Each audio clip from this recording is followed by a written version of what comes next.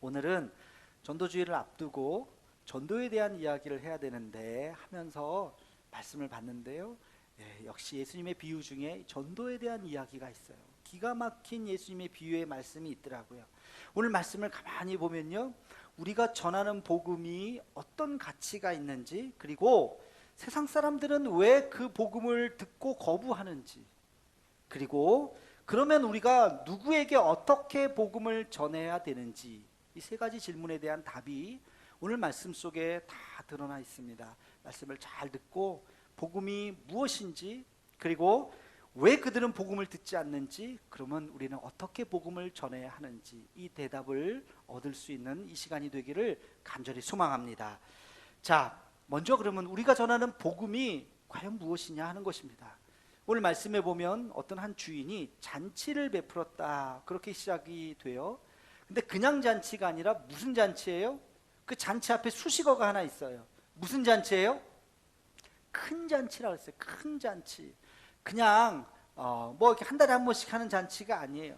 큰 잔치는 일생에 한두 번 할까 말까 하는 정말 아주 중요한 잔치겠죠. 그렇죠? 여러분들 기억에 남는 그런 아마 큰 잔치일 겁니다.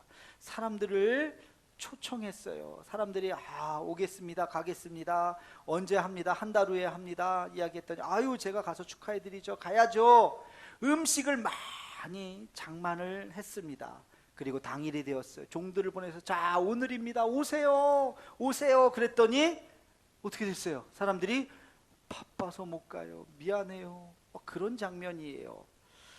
자, 여러분, 잔치라고 하는 것은 뭘까요? 잔치는 특별한 기쁨, 그죠? 그냥 기쁨이 아니라, 일상적인 기쁨이 아니라 특별한 기쁨, 특별한 감사를 나 혼자만 즐기고 나 혼자만 그 시간을 보내는 것이 아니라 이웃과 함께 같이 음식을 나누고 선물을 나누고 그렇게 많은 사람들과 그 기쁨을 함께 같이 나누는 것을 잔치라고 이야기하죠. 여러분, 이 말씀을 가만히 보면서 이거 비유라 그랬어요. 그럼 예수님께서 무엇을 잔치에 비유했을까? 이 맥락을 잘 알아야 돼요. 자, 잔치상이 벌어진 이야기예요. 무엇을 잔치에 비유했을까요? 무슨 잔치를 이 잔치에, 세상 잔치에 비유했을까요? 천국 잔치죠. 천국 잔치. 그렇죠? 예. 천국의 그 잔치를 이 세상의 잔치로 비유했던 것입니다. 천국에 가면 우리가 이 세상에서 잔치를 베푸는 것처럼 잔치에는 뭐가 있어요? 슬픔이 있어요? 기쁨이 있어요? 기쁨이 있죠. 고통이 있어요? 즐거움이 있어요? 즐거움이 있어요. 잔치는 시름과 고민이 사라지는 거예요. 아픔과 슬픔도 사라지는 것입니다. 눈물이 없어요. 괴로움이 없어요. 잔치는 오직 기쁨과 즐거움과 노래만 있을 뿐이에요. 그렇죠?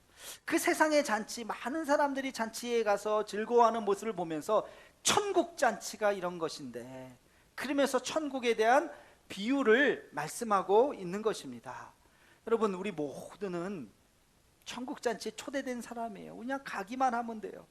거기에는요 즐거움이 있어요. 세상의 모든 근심 걱정 다 사라지는 거예요. 그곳에 가면 행복과 기쁨과 먹을 것과 충만한 게 아주 많은 곳. 거기가 어디예요? 거기가 어디예요? 천국이에요. 천국. 그냥 가기만 하면 돼요. 근데 놀라운 게 있어요. 사람들이 안 간대요. 바쁘대요. 갈 수 없다는 거예요. 여러분, 왜 사람들이 천국이 있습니다, 예수님 믿으면 천국 갑니다, 그런데 왜 사람들이 그 말을 받아들이지 않는 걸까요? 왜 안 간다고 그럴까요? 오늘 말씀에 보니까 이런 핑계들이 나와요. 밭을 샀어요. 밭을 갈아야 돼요. 할 일이 있다는 거죠. 소를 샀어요. 소를 길들여야 돼요.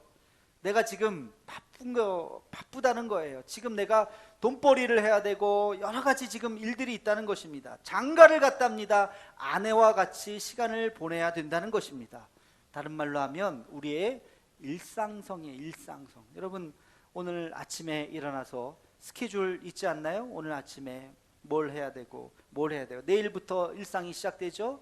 월요일 날 아침부터 회사 다니시는 분들은 회의가 있을 것이고, 뭐 또 미팅이 있을 것이고, 만남이 있을 것이고, 점심 약속, 저녁 약속. 아이고, 내일도 하루 종일 바쁘겠구나, 화요일도 하루 종일 바쁘겠구나. 아마 일주일 빽빽한 스케줄이 있을 거예요. 그죠? 근데 누가 잔치니까 와서 밥 먹고 가 그러면 좋아하겠어요?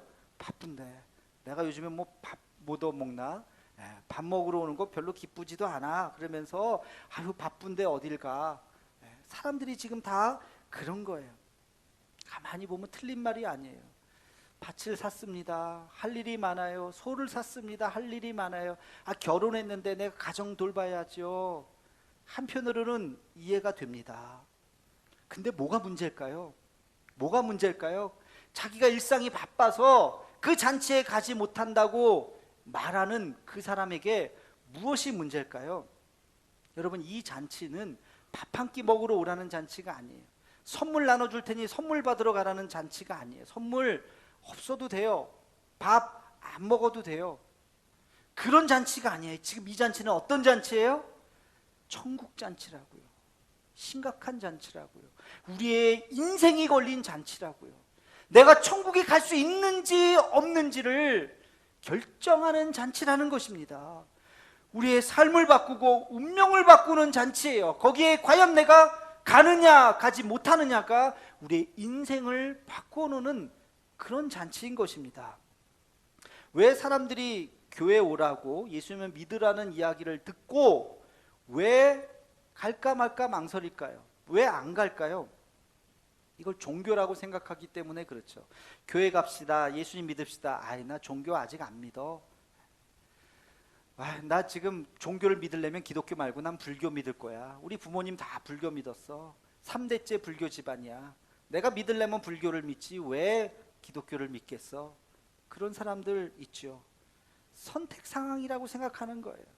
교회 다니는 거, 예수 믿는 것이 내가 종교를 선택할 것인가, 또 그 많은 종교 중에 내가 기독교를 선택할 것인가에 대한 선택의 문제라고 생각한다는 거죠. 그래서 내가 가줄게, 안 가면 말고, 그런 생각을 하는 거예요. 여러분, 신앙이 선택 상황일까요? 안 믿는 사람들에겐 그렇죠.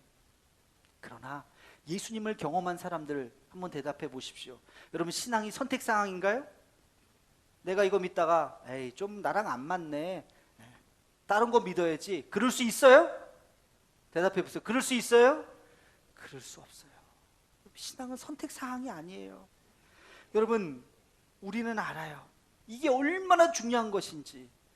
이거는 선택이 아니라 반드시 믿어야 된다고 하는 것을 우리는 압니다.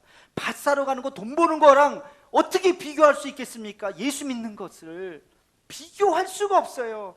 아파트 계약하는 거, 집 사는 거, 그거랑 예수님 믿는 거랑 어떻게 비교할 수 있겠습니까? 비교할 수가 없어요.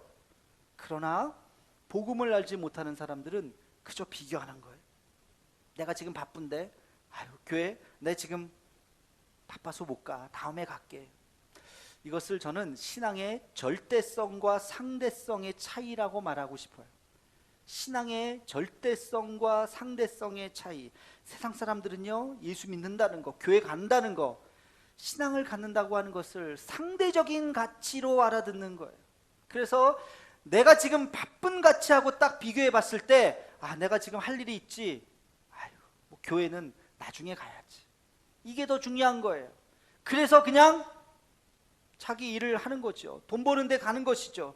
내가 지금 교회 갈까? 아니야, 내 친구랑 지금 이 가을에, 이 단풍에, 지금 요것도 한철인데 열심히 놀러 가야지 하고서 노는 게 더 중요하지. 노세 언제 놀아요? 젊어서 놀아야지. 무릎 관절 편안할 때 좀 놀아야지. 나중에 걸음 잘 못 걸으면 놀지도 못하잖아요. 그래서 나중에 갈게요. 교회?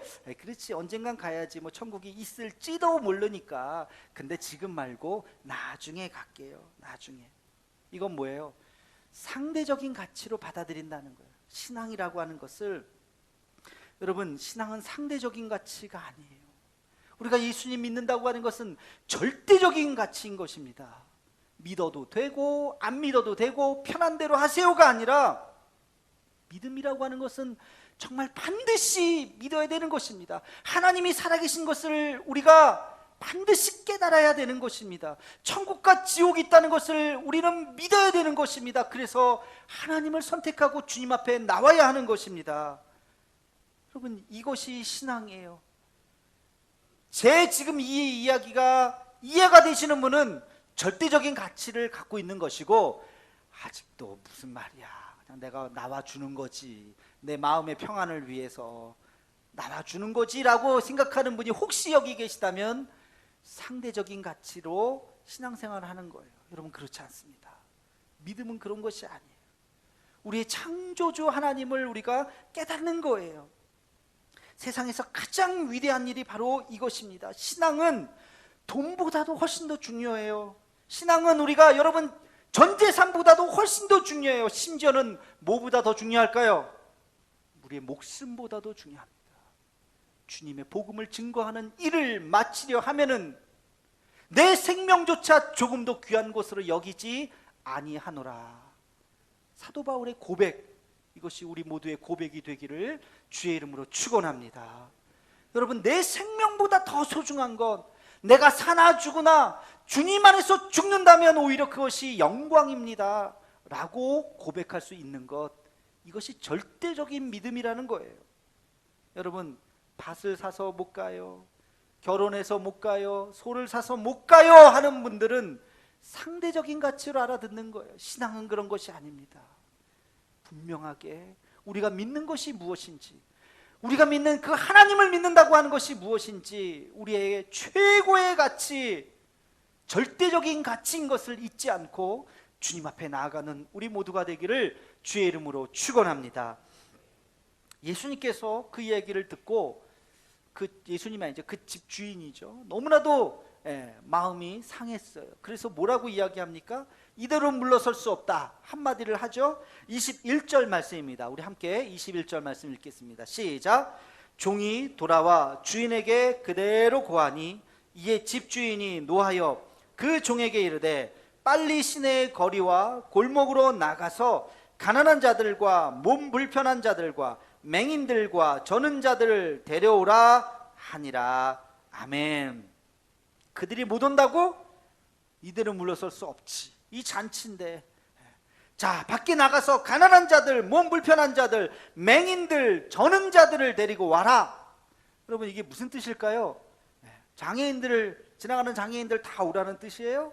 그게 아니에요. 굉장히 중요한 의미입니다. 이것은 복음의 친화성을 이야기해요. 복음의 친화성. 이게 무슨 말이냐? 여러분, 누가 더 복음을 받아들이기가 쉬울까? 가난한 자들일까요? 부자들일까요?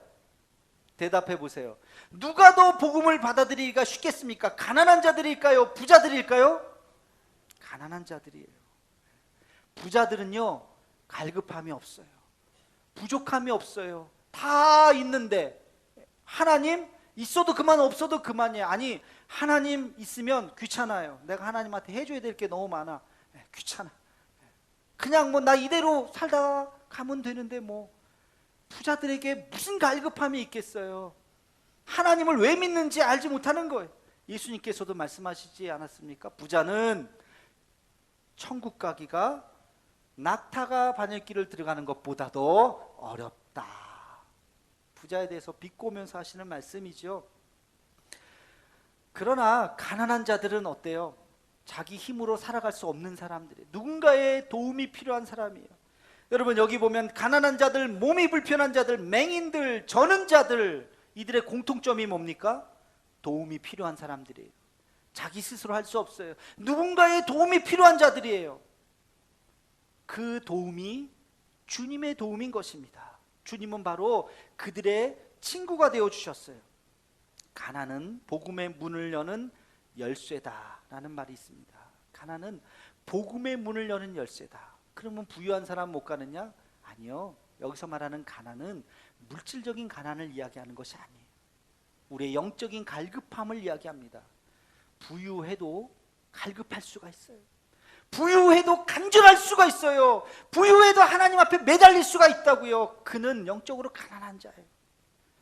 그런 사람은 복음의 문을 여는 열쇠가 있는 거예요. 근데 부자들은요, 갈급하지 않아요. 기도하긴 하는데 들어주시던지 말던지 안 들어주셔도 아무 상관없어요. 그런 마음은 하나님 나라를 소유할 수가 없는 것입니다. 가난하기 때문에 어떻게 할 수 있습니까? 하나님 앞에 엎드리는 거예요. 가난하기 때문에, 곤고하기 때문에 하나님 앞에 간절히 매달리는 거예요. 바로 그 순간 하나님의 은혜가 임하게 되는 줄로 믿습니다.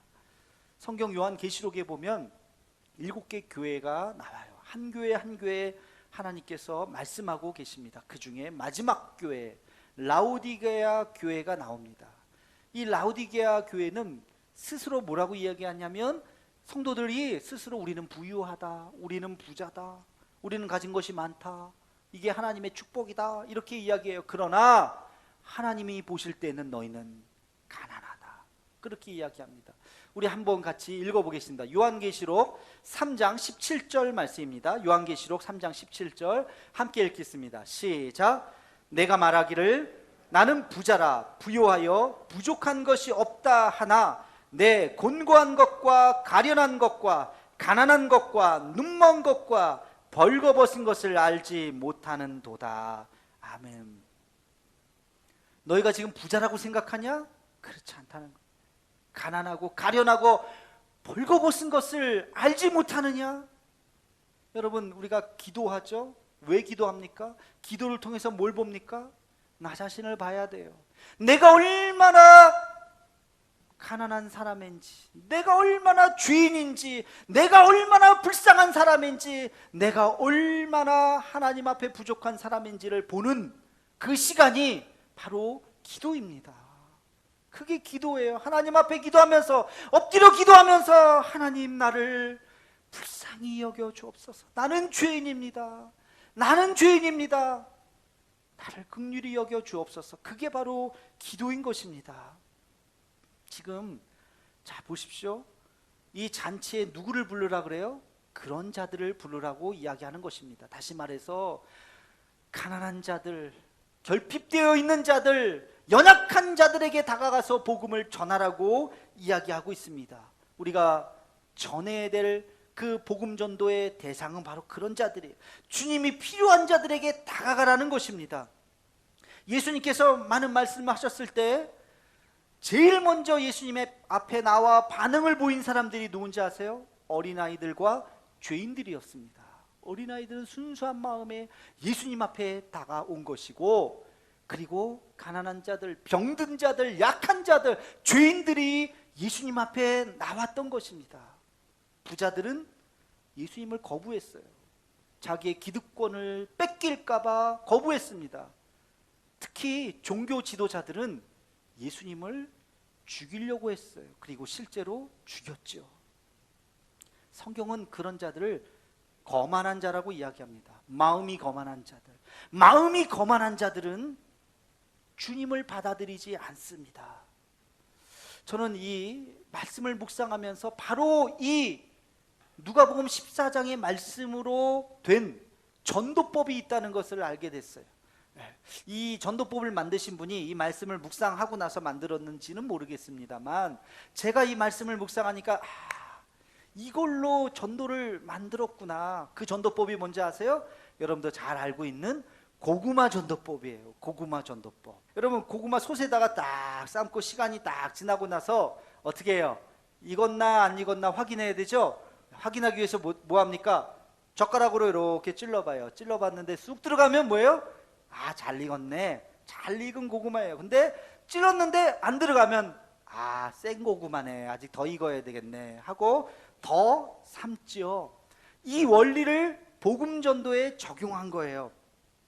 그래서 이 젓가락으로 고구마를 푹 찌르는 것처럼 말로 사람들에게 한번 쭉 찌르는 말이 세 가지 말이 있어요. 그 세 가지 말이 뭐냐면, 예수 믿으십니까?